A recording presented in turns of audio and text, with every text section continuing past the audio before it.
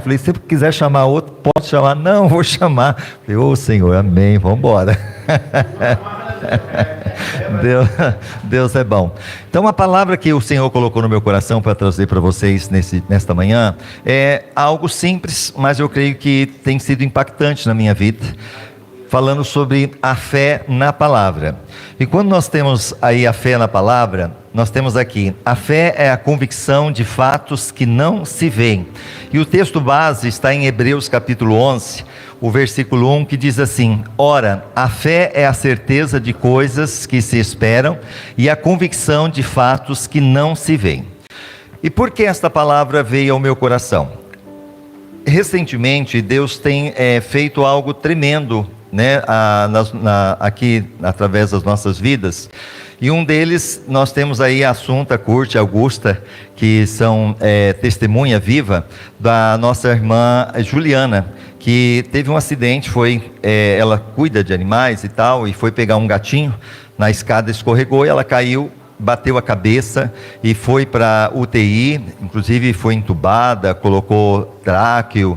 E quando nós fomos orar lá, que inclusive a Juliana Guimarães, a esposa do Coronel Manuel Guimarães, que foi o vereador, né, do ano passado, e nós fomos lá orar, ela estava bem, assim, né, uma situação bem delicada, a cabeça toda enfaixada.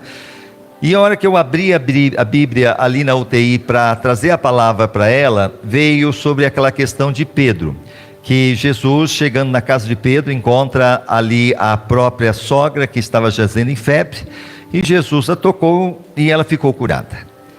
E eu peguei aquela palavra e saí de lá, fui aonde que estava a irmã Assunta Curte, onde estava o Coronel Manuel Guimarães, e eu falei, olha, a palavra que Deus me deu foi essa, que Jesus chegando na casa de Pedro, encontrou a sogra que estava jazendo em febre, e Jesus tocou e ela foi curada. A palavra de Deus é o seguinte, essa situação não é para a morte, a palavra é essa, fica na palavra. E saí. E a irmã Assunta, inclusive, é testemunha, né, irmã Assunta? Vem cá, amada, você que no dia aconteceu essa situação, ela vai detalhar, que depois ficou quantos dias a Assunta lá? Inclusive a Assunta tá com dengue, mesmo assim está aqui, viu, gente? Ó, é a mulher de coragem. Amém. A paz, irmãos. Concluindo aqui o que o pastor está dizendo, a Juliana ficou 52 dias no hospital e 29 dias na UTI. Então, interessante que o cenário era para a morte. A gente via aquele monte de aparelhos, um fiozinho de vida, que se desligasse os aparelhos, a vida não ia sobreviver. E a coisa, em determinado momento, ficava tão feia. Eu corria que pastor precisa morar, a coisa está estreitando. E ele falava, calma, eu estou seguro na palavra da sogra de Pedro. Não é para a morte. E essa palavra nos sustentou. E a gente aprende muito com isso. Hoje todo mundo falava, voltaria com sequelas. Ela voltou sem nenhuma sequela. Quando ela saiu do hospital, ela saiu falando, andando. E tem mais. A Augusta, que está ali, que é enfermeira aposentada, ela mesma falava, Assunta, é difícil quem ficou entubada tanto tempo que não machuca as cordas vocais, vai ter que aprender a falar. Ela voltou falando perfeitamente. Então, isso é a honra e glória do Senhor. Agora, quanto à dengue, gente, olha, segunda-feira eu fui para a cama. Quem já teve dengue sabe. Gente, é uma dor no corpo, como dizia minha avó, uma dor nas bolas dos olhos. Aquela dor na nuca que descia aqui, gente, aquele mal-estar. E a Augusta chegou, estava viajando, chegou já à noite, com a Mércia. A Mércia com uma bolsinha, não ia perguntar se ia dormir aqui, não. Ó, eu vou dormir aqui, vou. E cada uma com uma laranja, com um biscoitinho, porque nada desce, né? Um polvilho. Gente, aquela atitude de amor, de cuidado, da demonstração dessas irmãs, me encheu tanto o coração. Olha, segunda, terça e quarta-feira, cama, não conseguia levantar. Na quarta-feira, no período da tarde, eu sabendo que no outro dia eu tinha a célula. À noite o culto aqui. Falei, meu Deus, cadê a minha fé? Eu falei, Satanás, sai! Sai, esse corpo não te pertence, some daqui! Bate em retirada, gente. Tomei um banho, levantei, saiu um monte de coisa para resolver em relação ao ARA. E, gente, para resumir a história, fui para a célula na quinta de manhã, cheguei aqui, o pastor estava pedindo oração, que eu estava com dengue, eu estava entrando ali. Gente, se ela está aqui, eu não sei, mas que eu tô.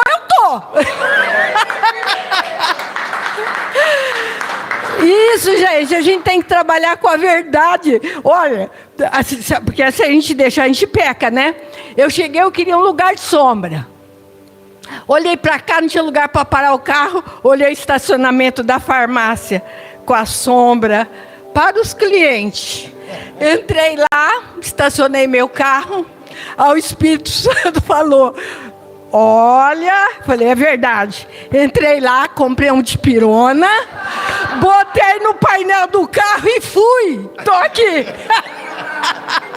Sou cliente, meu filho. Falar alguma coisa, tá aí, olha, eu comprei, agora eu vou orar. Porque nós que conduzimos um rebanho, independente seja pequeno, seja grande, seja... Gente é trabalhoso. Gente, olha, suga gente se a gente deixar. Se vocês não se unirem, nós não unirmos um para orar pelo outro, a gente não aguenta. Muitas vezes a gente vê alguns pastores caindo, porque quer dar um de forte, de se não ter humildade, de chegar e falar, Senhor, eu preciso que vocês orem por mim. Eu preciso. Eu vou fazer 74 anos, certo?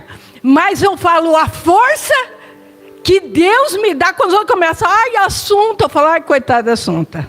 Se não é esse Jesus que vive em mim, nós não somos nada. Diagnóstico de Parkinson, que se rale ele. Toma o remédio e vou. Meu filho, mãe, é degenerativo. Degenerativo é o diabo que vai para os quintos dos infernos. Eu vou orar. Eu vou trabalhar para o Senhor. Enquanto Deus me der vida. Amém? Tá? Eu amo essa igreja, viu? Eu congrego na Ágape e aqui. Amém, verdade. Obrigado, irmã Assunta. Glória a Deus.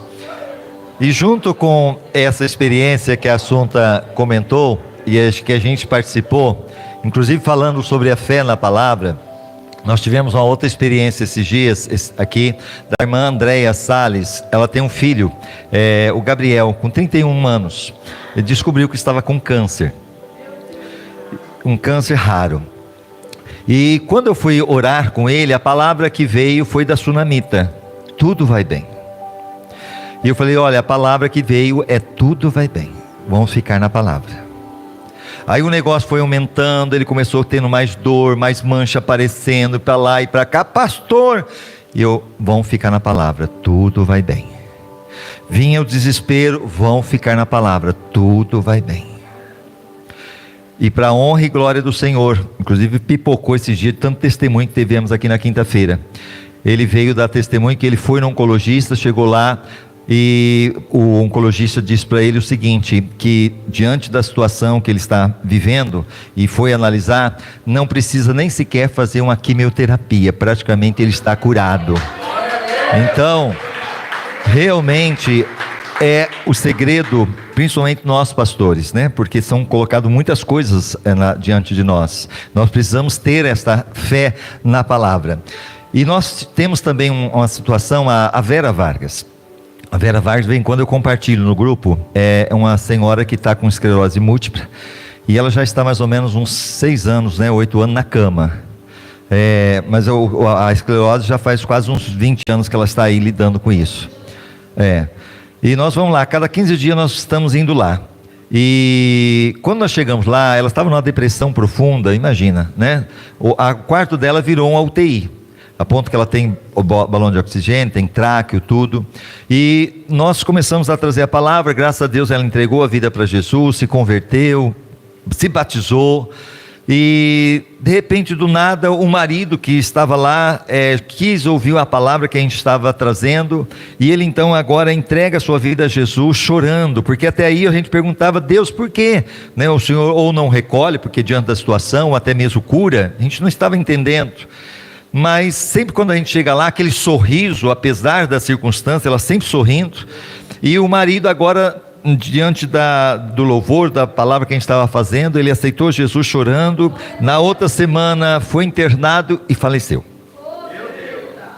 Mas ao mesmo tempo Deus trazendo consolo para toda a família, a Ana Cláudia, a filha, a Ana Paula, e a gente sempre levando a palavra, a Juliana, que é a nora, e tem o Fábio, que é do Alto Capas, e ali a gente sempre trazendo a palavra, e de repente numa quinta-feira a Juliana: pastor, que hora que é o culto aí? Eu falei: às 7h30. Amém. Eu pensei, bom, se for vir, vai vir ela, a filha. E para minha surpresa, quando chega a noite, veio ela, veio a filha e veio o marido, que é o Fábio da Alto Capas. E para a glória do Senhor, já 3 semanas que ele está vindo sem parar na quinta-feira, e sai daqui emocionado, sai daqui realmente tocado.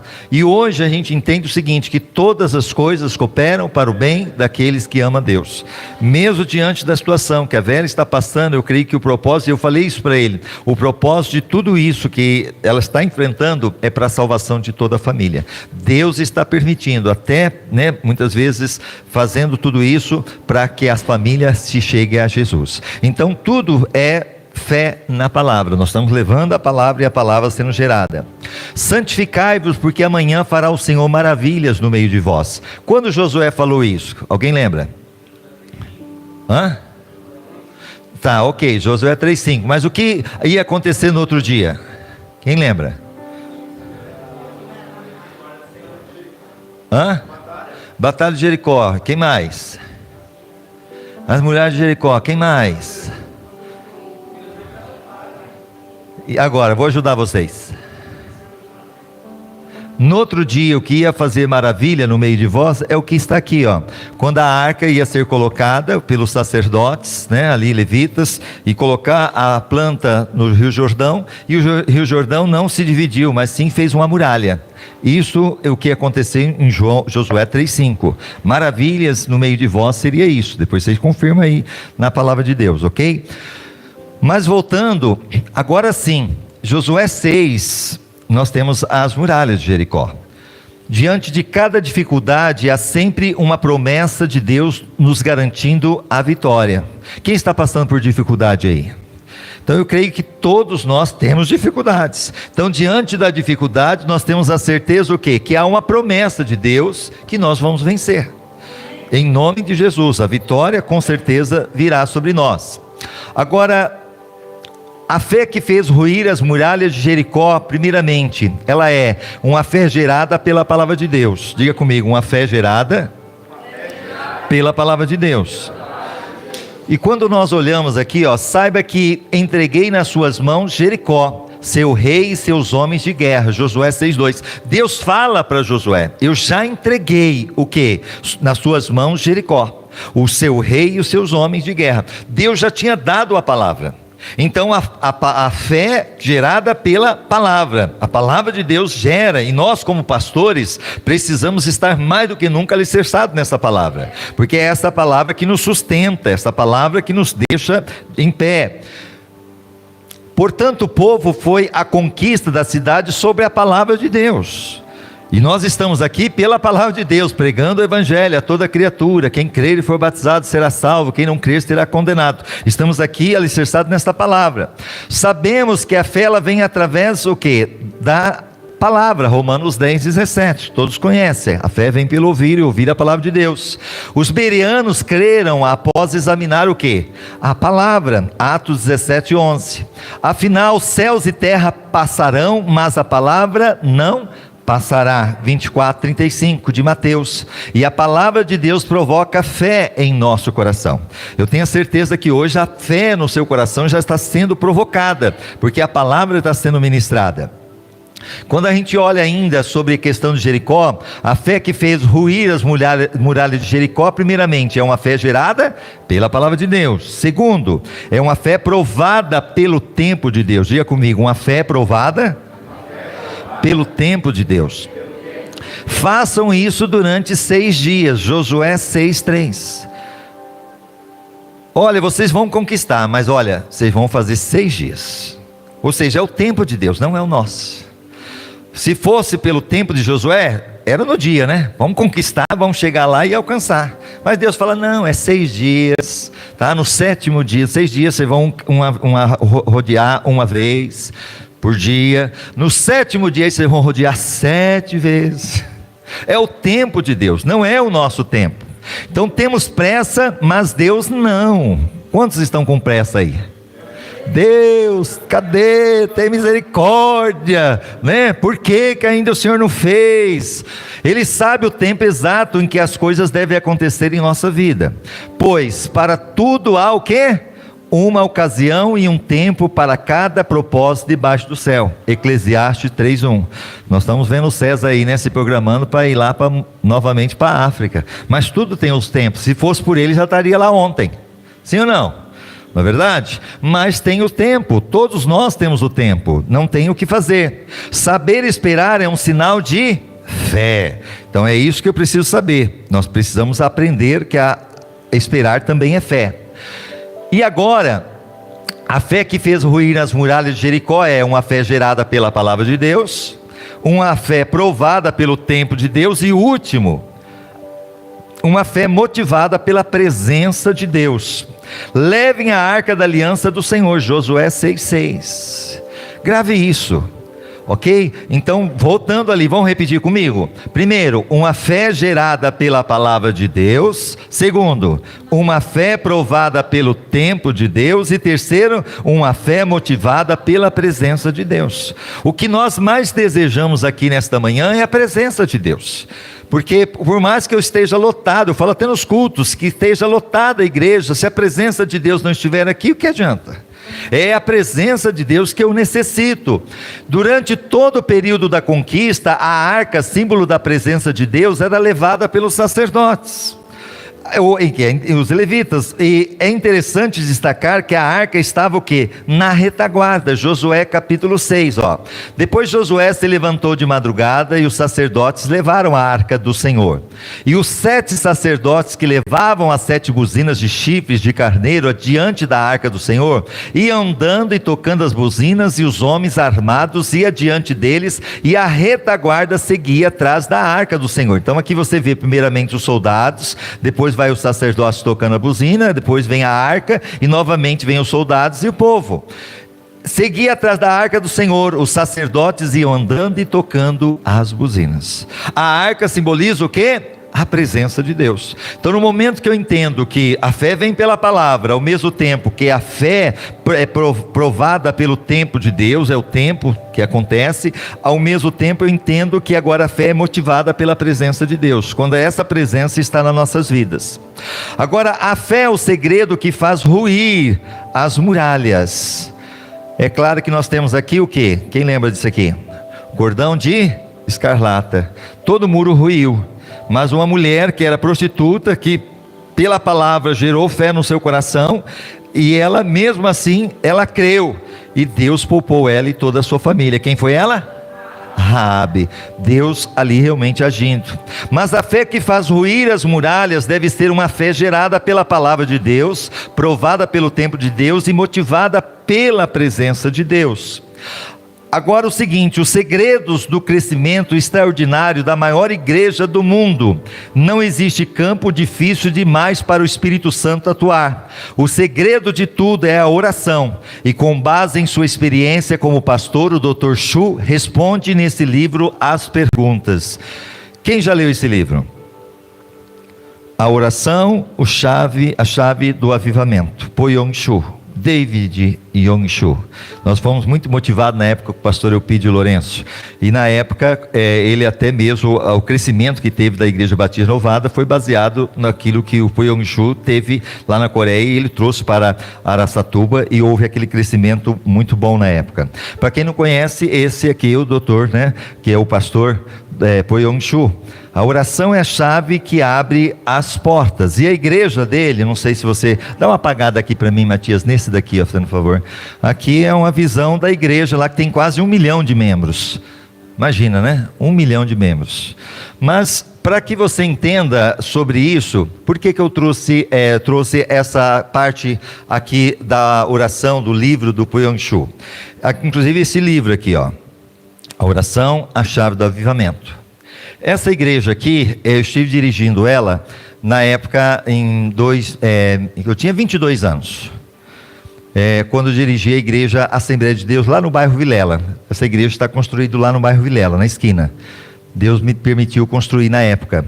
E eu saía da minha casa, que era na Pedro Jansen na época, e ia para lá de bicicleta. Era 7 quilômetros. E eu trabalhava no Lojão Calçados. E quando eu fui trabalhar no Lojão Calçados, eu não tinha moto, não tinha condições de comprar. E o que acontece?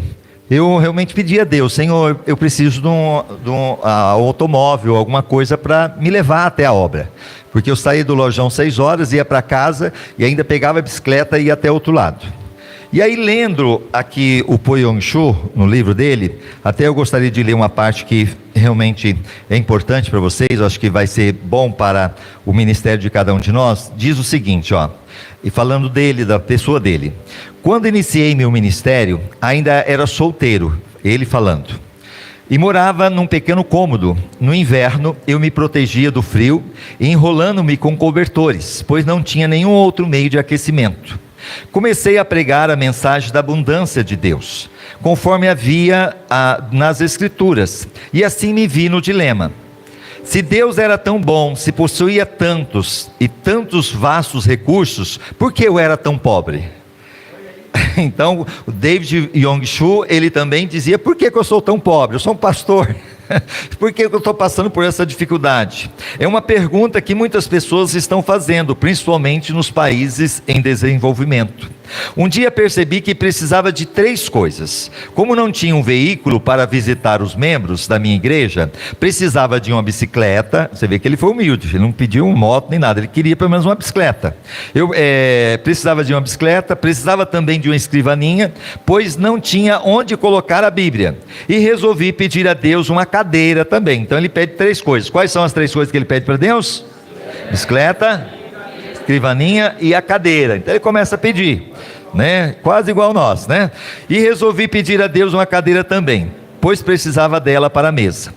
Hoje essas 3 coisas podem parecer insignificantes, mas há 25 anos eram coisa rara em nossa região. Aqui, quando ele escreveu o livro, foi em 1986. Então, se tinha passado aí há 25 anos antes de 1986, eu fiz o cálculo, foi em 1961 que ele estava pedindo a Deus essas 3 coisas.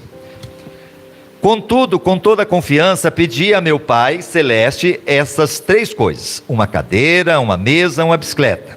E apresentei essa mesma oração a Deus durante vários meses, achando que se a repetisse continuamente, por fim, Ele me ouviria e me atenderia. Mas 6 meses depois, fiquei meio desanimado e fiz uma oração desalentado: Senhor, sei que o tempo não significa nada para ti, e eu preciso muito dessas 3 coisas.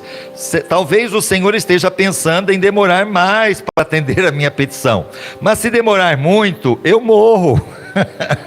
Eu morro, e não preciso mais dela, Senhor. Então ouvi uma voz suave e tranquila me falando no íntimo: filho, escutei a sua petição desde a primeira vez que a fez, há 6 meses, eu escutei você pedindo, há 6 meses, então por que não me atendeu? O Yong-Shu indagou a Deus, né? Por que, Senhor, o Senhor não me atendeu? Você me pediu uma bicicleta, não foi? Continuou Deus. mas existem muitos tipos de bicicleta. Qual delas você quer? Existem também muitos tipos de mesa, feitas de diversos tipos de madeira. Que tipo de mesa você quer? Existem também diversos tipos de modelo de cadeira. Que tipo de cadeira você quer? Mas é isso que Deus estava demorando a responder. Olha só, e essas palavras que ele me falou naquela mesma noite revolucionaram a minha vida. Então resolvi pedir a Deus objetos específicos. Uma bicicleta de fabricação americana. Senhor, eu quero uma bicicleta que seja de fabricação americana. Naquela época havia 3 tipos de bicicleta, mas a americana era de melhor qualidade. Pedi uma escrivaninha de mogno das Filipinas. E por último pedi uma cadeira, mas não uma cadeira qualquer. Queria uma cadeira com rodinha nos pés, para que pudesse girá-la à vontade, como um daqueles grandes empresários. 2 semanas depois ganhei uma bicicleta americana, um pouco usada, e que fora do filho de um missionário. Depois ganhei a escrivaninha do mogno das Filipinas e a cadeira para fazer jogo com ela. É claro que era uma cadeira giratória. Você vê que ele começou a especificar e Deus começou a agir. A parte mais interessante dessa experiência ocorreu antes de eu receber essas coisas. Ele recebeu, Deus deu o que ele estava pedindo. Mas antes de acontecer essas coisas, um domingo, eu estava pregando sobre Romanos 4,17, como está escrito: por pai de muitas nações, Abraão te constituí, perante aquele a qual creu, o Deus que vivifica os mortos e chama a existência das coisas que não existem. No meio do sermão, eu me ouvi dizer com grande convicção: eu ganhei uma bicicleta, uma escrivaninha e uma cadeira. Ele não tinha recebido ainda, ele começou a orar porque Deus falou para ele especificar, e aí na pregação ele sentiu: eu ganhei. Mas ele estava falando pela fé, porque Deus tinha falado com ele, porque a fé vem pela palavra, a palavra vem no coração, e ele creu. Mas ele fala isso para a igreja, que ele tinha recebido. Mas olha o curioso, em seguida pus-me a descrever cada um desses objetos. Depois do culto, 3 rapazes que hoje estão no ministério me procuraram e perguntaram: pastor, será que poderíamos ver esses 3 grandes presentes que Deus lhe deu? E agora, né? E agora, José? Era bastante compreensível que ele estivesse curioso, pois essas coisas eram muito incomuns naquela região. A caminho da casa, ele começa a levar os jovens para caminho da casa. E aí, vai mostrar o quê? Comecei a me preocupar com o que ia dizer aqueles jovens, quando visse meu cômodo vazio. Assim que abri a porta, que é a experiência dele, irmãos, experiência dele. Assim que abri a porta, vi correr os olhos pelo aposento desprovido, e procurando uma bicicleta, a cadeira e a mesa, afinal, um deles disse: pastor, onde estão? Indagou com expressão de espanto. Bem aqui, repliquei, apontando para o meu estômago. E agora? Ele falou: está bem aqui. Ele mostrou para o estômago dele. Deixe-me explicar, fazendo uma pergunta. Continuei calmamente, admirado com minha resposta. Onde você estava antes de nascer? Perguntou para os 3. No ventre da minha mãe, respondeu um deles, afinal.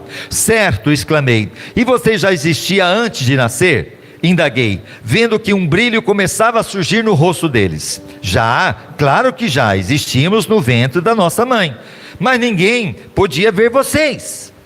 Claro que não, ninguém podia ver, porque estava dentro da barriga da mãe. E aí ele fala: eu estou grávido também.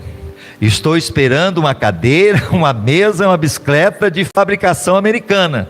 Concluí todo orgulhoso. Ele falou assim: olha, eu estou grávido, ou seja, eu não tenho aqui, mas eu tenho a certeza que eu vou receber.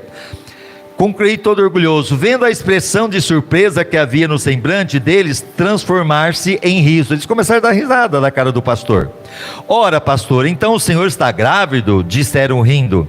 Tentei pedir silêncio a eles e que não contasse nada para ninguém, igual Jesus, né? Não conta para ninguém. Mas uma notícia como essa, um homem grávido, era difícil de manter em segredo. Então espalhou-se pelo bairro a notícia que o pastor da igreja local estava grávido. E quando eu passava, as mulheres olhavam para mim e riam. As criancinhas vinham colocar a mão em meu estômago para ver se sentiam ali a bicicleta. tudo isso. Mas depois, quando Deus me deu esses objetos, então foi minha vez de rir. Amém? Porque aí Deus concedeu a ele aquilo que ele pediu. Glória a Deus. E por que eu estou mostrando aqui para você a igreja que a gente construiu? Porque na época quando eu li esse livro, eu tinha então a necessidade de um veículo. Eu comecei a orar, porque até aí eu estava orando: Senhor, me dá uma moto, me dá uma moto. E aí quando eu entendi que eu tinha que especificar que moto que era, então eu comecei a orar: Senhor, eu quero uma moto, tem que ser vermelha. Não quero o tanque redondo, tem que ser quadradinho. Não quero, Senhor, oh Deus, o farol redondo, eu quero quadradinho. Comecei a especificar: Senhor, eu quero. E comecei a pedir, porque eu entendi que realmente era uma revelação de Deus para a minha vida, através daquilo que Deus fez na vida do Poyong Cho. E o que acontece? Como eu disse, eu tinha apenas 22 anos. Olha aqui, ó, magrinho, né, pregando aqui embaixo dessa estrutura que nós construímos, e aqui ficou uma galeria. Então aqui eu estava pregando. E a igreja começou numa tenda de bambu. Ok? Aqui em 1989, 90, se não me engano. Ok? Para a glória do Senhor. Então a igreja simples, tendinha de bambu. E ali, com toda aquela dificuldade, comecei a orar. Na época eu trabalhava no Saxuquinó, né, aqui no Lojão Calçados. Eles não abriam exceção para mandar embora e a pessoa continuar na empresa. Mas quando eu estava orando, Deus agiu e me colocou no meu coração para conversar com, se não me engano, acho que era Zé Carlos, que era o responsável ali. E Deus tocou no coração dele, se condoeu diante da situação. Então ele aceitou me mandar embora para pegar o fundo de garantia, pegar o seguro-desemprego, para então eu conseguir comprar a moto. Só que foi naquela época, a inflação era terrível. Você tinha o dinheiro hoje, amanhã o dinheiro já não valia mais nada. Então eu peguei o dinheiro do fundo de garantia, tinha ainda que pegar o seguro-desemprego, mas quando eu estava orando pela moto, porque eu não entendia nada de moto, mas quando eu fui começar a procurar a respeito, né, dos valores da moto, aí eu percebi que o dinheiro que eu tinha não dava para comprar uns 4 anos antes dessa moto, que é o que eu queria. Não daria para comprar. Aí até um dia foi lá e colocaram a moto azulzinha, redondinha, né? Lá o farol redondinho, andei com ela, gostei, mas eu falei: mas não é o que eu estou pedindo, não é a vermelha, não é a quadradinha, Senhor. Aí, mas ao mesmo tempo vinha o desespero, porque no outro dia aumentava, né, a inflação, aquela situação toda. E aí fui ver uma outra moto, cheguei para ver a outra moto, era uma vermelha, mas não era vermelha. Tinha o velocímetro quebrado, mas no desespero, na hora, eu falei assim: eu vou comprar essa mesmo, não tem jeito, porque eu sabia que eu não tinha nem condições de comprar o que eu queria. E fui para fazer o negócio. Quando eu fui para fazer o negócio, Deus falou assim: você não está pedindo vermelha? Eu falei: estou pedindo vermelha, mas essa não é vermelha.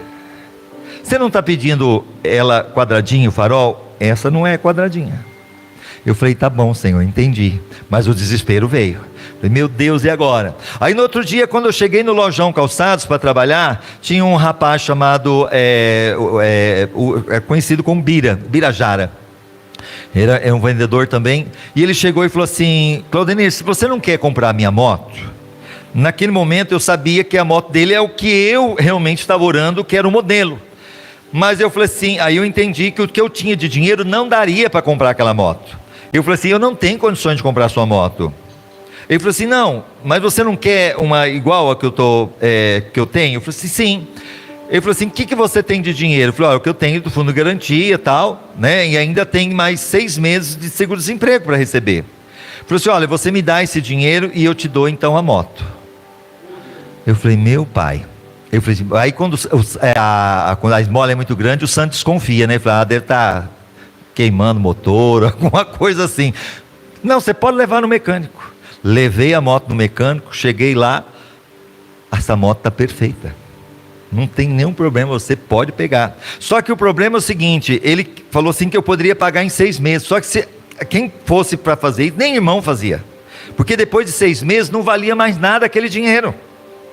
Mas irmãos, Deus levantou um ímpio para abençoar o justo. E o que acontece? A moto que Deus me deu lá, está lá, ok? E aqui eu aumentei ela um pouquinho, olha lá, ó, vermelha, quadradinha, bonitinha, para ir fazer a obra de Deus e servir ao Senhor. Então a fé vem pela palavra. E para a gente encerrar, Lucas 5, 4, 5. E quando acabou de falar, disse a Simão: faze-te ao mar alto e lançai as vossas redes para pescar. E respondendo Simão, disse-lhe: mestre, havendo trabalhado toda a noite, nada apanhamos, mas sobre a tua palavra lançarei a rede. Sobre a tua palavra, desafio, lançai a palavra. Pastores, lance a palavra, lance a palavra. Por causa de tua palavra lançarei a rede. Orianda Shederi Alamaia Shederia. Fique de pé em nome de Jesus, pastor Osório. Orianda Shederi Alamaia Shederi. Louvado seja o nome do Senhor. Eu tenho certeza que esta palavra o Senhor colocou no meu coração para trazer para cada um de nós. Deus tem dado palavra rema para nós, e o Senhor está dizendo aqui hoje: fica com a palavra, fica com a palavra, e com essa certeza Deus vai fazer milagres acontecer, em nome de Jesus. Eu quero orar por vocês, feche seus olhos. Pai, na autoridade que há no nome de Jesus, neste momento, Senhor, estamos aqui porque a fé, ela vem pela palavra. Ó Deus, a palavra, ela gera a fé, e hoje o Senhor gerou a fé, Senhor, em corações que estavam aqui, muitas vezes, Senhor, incertos, indecisos, mas hoje a palavra veio ao coração, como aconteceu na vida de Pedro, sobre a tua palavra, como aconteceu também com Josué. Ó Deus, que o Senhor disse para ele, no tempo do Senhor aconteceu, no propósito, com a presença de Deus. Então que essa presença esteja na vida dos teus filhos, que eles entendam, Senhor, que tudo tem um propósito debaixo da terra, que o Senhor está no controle da vida de cada um deles. Abençoa os ministérios, abençoa, Senhor, ó Deus, o chamado, abençoa, Senhor, as famílias, abençoa os sonhos, abençoa a vida financeira, abençoa, Senhor Deus, os membros, abençoa, Senhor Deus, o cuidado com as ovelhas, sustenta cada um. Espírito Santo, fortaleça a tua igreja, fortaleça, e que possamos aprender ali, Senhor, que o Senhor, santificai-vos hoje, porque amanhã o Senhor fará maravilhas no meio de vós. Então que isto aconteça no nosso meio, maravilhas, Senhor, para a glória e honra do teu nome. Curas, libertações, restaurações, é o que eu te peço em nome de Jesus. Amém e amém, Senhor. Glória a Deus, pastor Osório.